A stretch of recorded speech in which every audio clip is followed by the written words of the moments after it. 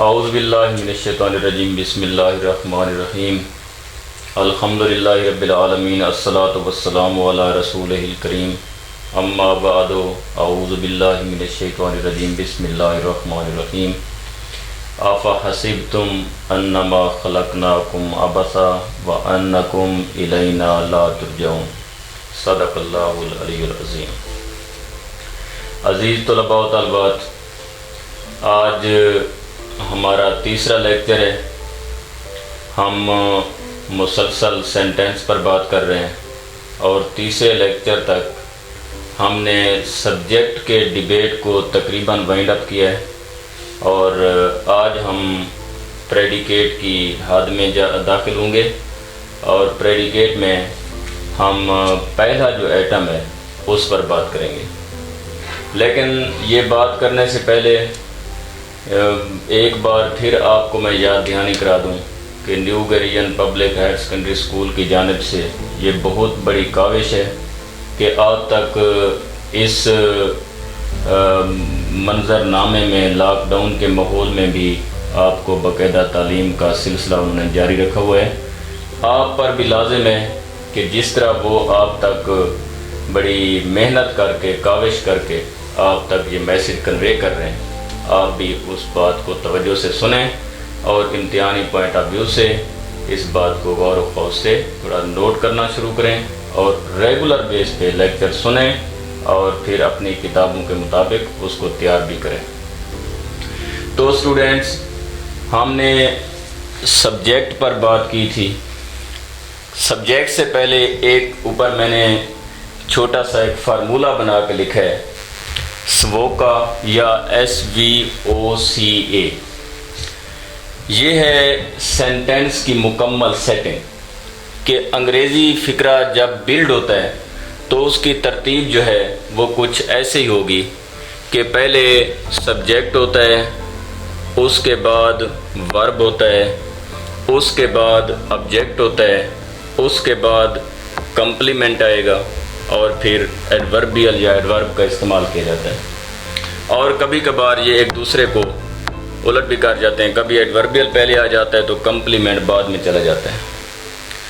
तो रिव्यू कराता जाऊँ। Subject, doer of any action, किसी काम के करने वाले को हम सब्जेक्ट बोलते हैं। जैसे मैंने एग्जांपल दी थी, अली इज़ वर्किंग, अली काम कर रहे तो अली हमारा सब्जेक्ट था। इससे पिछले लेक्चर में मैंने सब्जेक्ट पर मज़ीद बात की कि जो सब्जेक्ट है उसके दो हिस्से होते हैं कि जब कोई सब्जेक्ट मैच्योर हालत में एक फ़िक्रे के अंदर अमल दखल डालता है तो उसमें दो हिस्से बन जाते हैं कि एक होता है सब्जेक्ट वर्ड या हम उसे बोलते हैं एसेंशियल पार्ट ऑफ सब्जेक्ट, और उसके साथ दूसरा हिस्सा होता है जिसे हम नॉन एसेंशियल बोलते हैं या सब्जेक्ट एट्रीब्यूट बोलते हैं। इस बात को सुनना है मज़ीद तो इससे पिछला लेक्चर आप तवज्जो से सुन सकते हैं।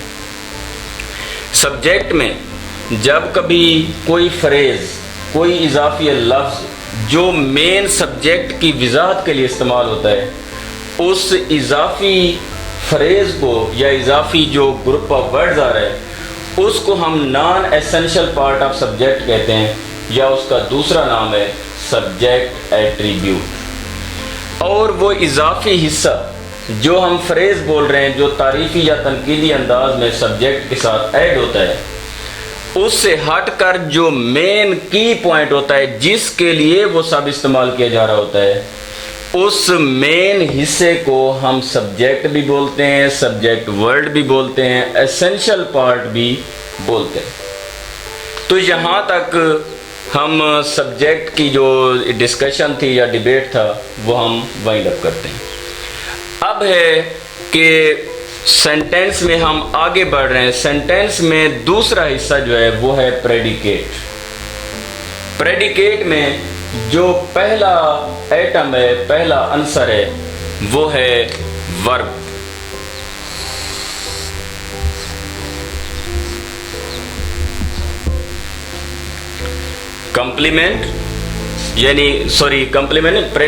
प्रेडिकेट का जो पहला हिस्सा है वो है वर्ब। कि वर्ब आगे जाकर दो ब्रांचेस में बढ़ जाता है। Verb can be in two shapes. Number 1,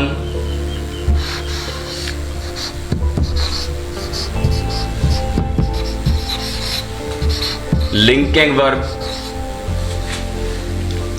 और इसका जो दूसरा हिस्सा है या दूसरी किस्म है वो है मेन वर्ब।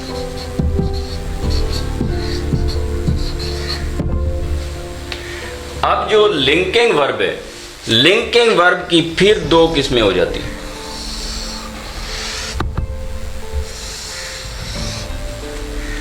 एक है प्राइमरी,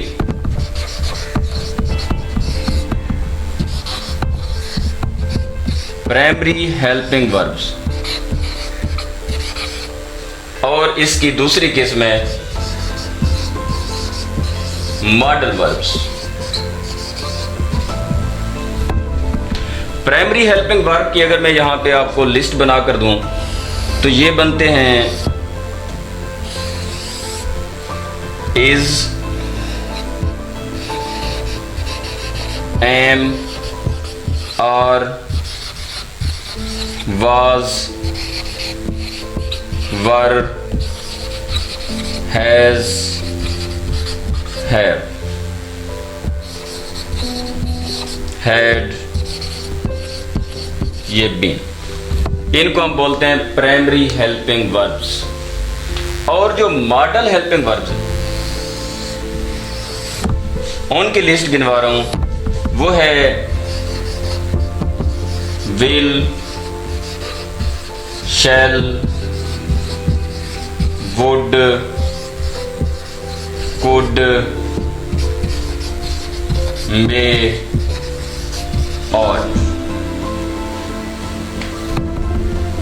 ये हो गया लिंकिंग वर्ब की दो किस्में, प्राइमरी हेल्पिंग वर्ब और मॉडल वर्ब्स। प्राइमरी का आपके सामने लिस्ट बना दी और मॉडल वर्ब्स की आपके सामने लिस्ट बना दी। अब आते हैं वर्ब की दूसरी किस्म, मेन वर्ब। अब इस मेन वर्ब को भी हम मजीद दो हिस्सों में तकसीम करते हैं।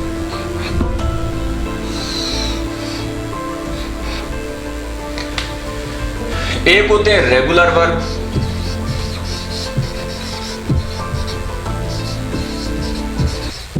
और दूसरा होता है इर्रेगुलर वर्ब।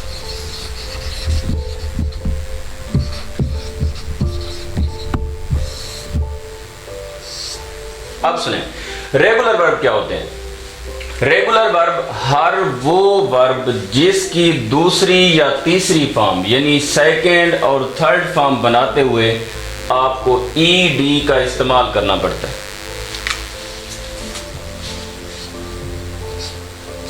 ईडी का मिसाल प्ले,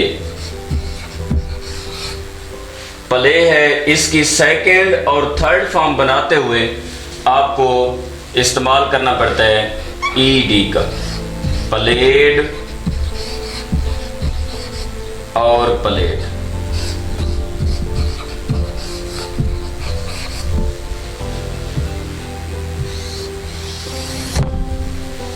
और जो इर्रेगुलर वर्ब्स हैं, इर्रेगुलर वर्ब्स का डिफरेंस इनसे इतना है कि रेगुलर की दूसरी और तीसरी फॉर्म एक जैसी होती है, जबकि इर्रेगुलर की दूसरी और तीसरी फॉर्म में मुख्तलिफ मॉर्फीम का इस्तेमाल होता है, यानी दूसरी फॉर्म अलग, तीसरी फॉर्म अलग। इसका एक ही एग्जांपल हम लिखेंगे कि ईट,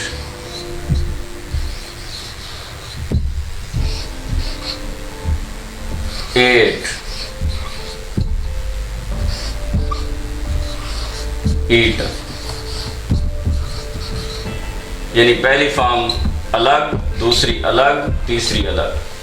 ये वाज़ेह फर्क आ गया कि रेगुलर ईडी के साथ आ रहा है और इनका डिफरेंस, जैसे ड्रिंक, ड्रैंक, ड्रंक। ये हो गए वर्ब डिबेट। इसको तवज्जो से बार बार लेक्चर को सुने भी और इनको कुछ ना कुछ समझें, और साथ कुछ चीज़ें जो रट्टे से तैयार करने की हैं, जैसे ये टेबल्स मैंने यहाँ पे लिखी हैं, तो इनको गौर से समझें और इसको याद करें। तो स्टूडेंट्स, SVOCA का जो सीरियल हमने या सीरीज एक लिखी है, उसमें दो चीज़ों पे डिबेट हो चुका, सब्जेक्ट पे और वर्ब पे।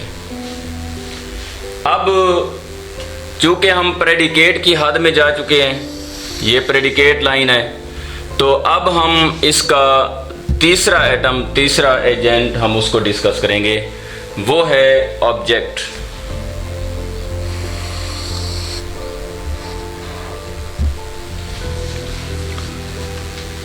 हर बात पिछली बात को रिपीट करती है।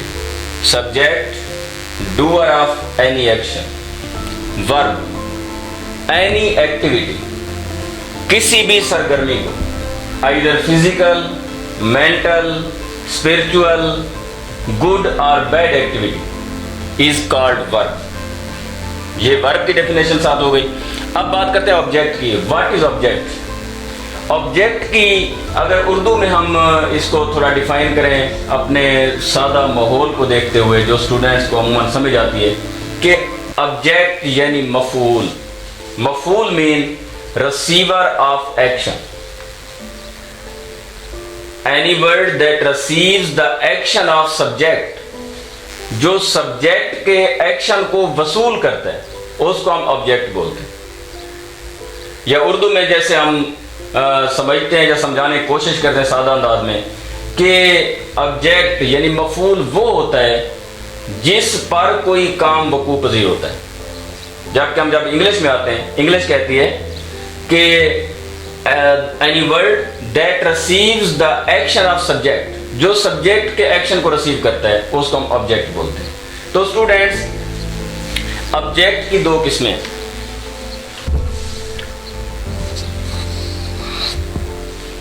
Object can be classified in two shapes. One shape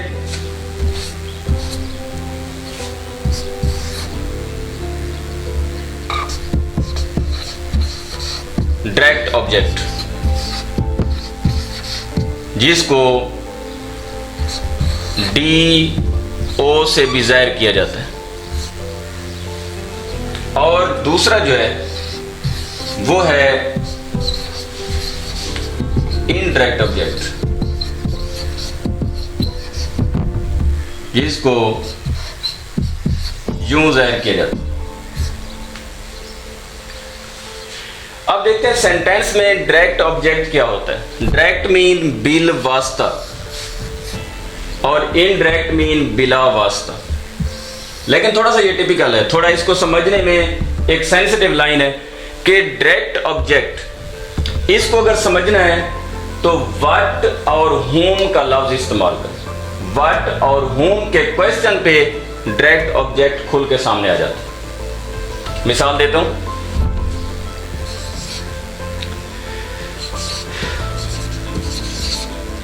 Ijaz repaired his car। Ijaz ने रिपेयर किया।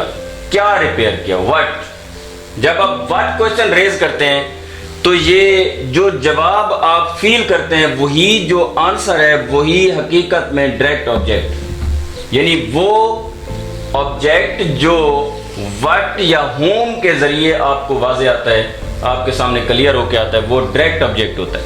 इजाज रिपेयर्ड, इजाज ने रिपेयर किया। क्या रिपेयर किया? His car. लिहाजा ये हिज जो है ये होगा direct object.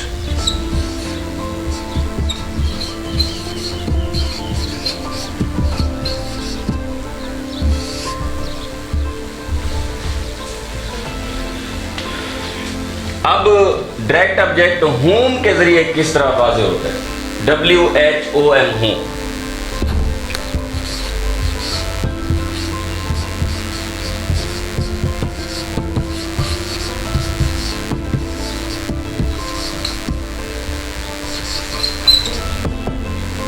He invited Ali।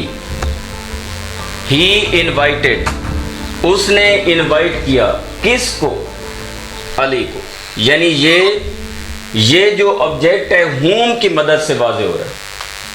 ये ऑब्जेक्ट what की मदद से इजाज ने क्या रिपेयर किया? कार को रिपेयर किया। जो चीज़ व्हाट के यानी व्हाट लफ्ज़ जो हम बोलते हैं व्हाट क्वेश्चन की बेस पर जो ऑब्जेक्ट खुल के सामने आएगा वो होगा डायरेक्ट ऑब्जेक्ट। और अली ने या ही इनवाइटेड, उसने इनवाइट किया किसको? यानी होम की मदद से जो ऑब्जेक्ट वाज़े हो रहा है उसको हम बोलते हैं डायरेक्ट ऑब्जेक्ट।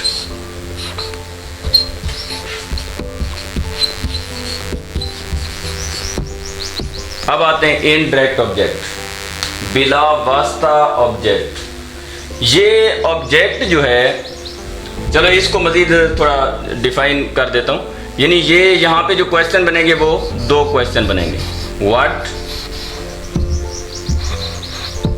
और होम।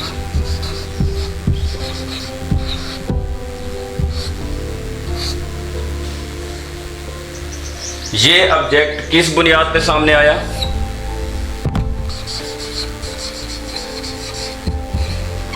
इस क्वेश्चन की बुनियाद पे सामने आया। और ये ऑब्जेक्ट किस बुनियाद पे सामने आया? Home question. लिहाजा डायरेक्ट ऑब्जेक्ट दो क्वेश्चंस के रिजल्ट में सामने आता है, ये क्वेश्चन और ये क्वेश्चन। अब आते हैं इनडायरेक्ट ऑब्जेक्ट। इनडायरेक्ट ऑब्जेक्ट यानी बिला वास्ता मफूल, बिला वास्ता ऑब्जेक्ट। अब ये ऑब्जेक्ट आपके सामने आएगा इस बुनियाद पे, फॉर व्हाट, फॉर होम। जब इस तरह के क्वेश्चन रेज किए जाएंगे तब ये ऑब्जेक्ट खुल के सामने आता है। अब इसकी एग्जांपल देखें।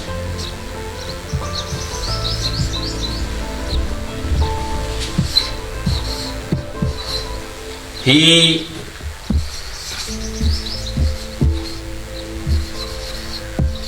gave me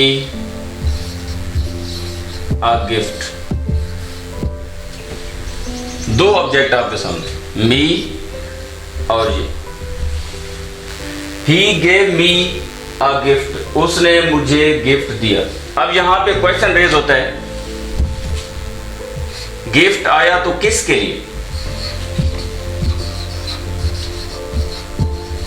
फॉर होम, मतलब किसके लिए? वो सवाल बनेगा, उसका जवाब बनेगा मी। यानी गिफ्ट आया है तो किसके लिए? मी के लिए। लिहाजा जो मी बनेगा ये होगा इनडायरेक्ट ऑब्जेक्ट।